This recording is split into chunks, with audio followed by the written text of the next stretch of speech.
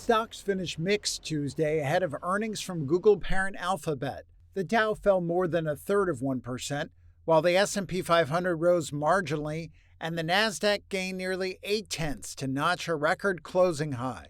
Shares of Alphabet ended higher and then climbed another 6% after hours when it posted quarterly revenue that topped forecasts. It is one of 5 of the so-called Magnificent 7 mega-cap technology stocks to report this week, which is the busiest for S&P 500 earnings in the quarter. Meanwhile, on the economic front, the Labor Department's JOLTS survey showed job openings were lower than forecast, while consumer confidence came in better than expected. Eric Lynch, managing director at Scharf Investments, expects the economy to keep rolling. If we, turn back in time to January, we all thought we'd see a pretty severe impact from this incredible rising of interest rates by the Fed and have a recession. And here we are in October, almost November, and we are looking at probably on Wednesday a report for GDP growth for Q3 of another plus 3%.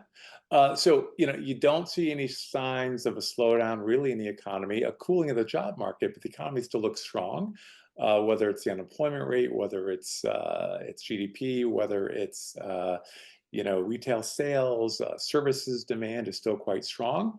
Other stocks on the move included Ford, which dropped 8% a day after the automaker said it expected to hit the lower end of its annual profit forecast. Shares of homebuilder D.R. Horton slid 7% after forecasting 2025 revenue below estimates. And apparel company VF Corp surged 27% to a 52-week high after the Vans maker reported its first profit in 2 quarters.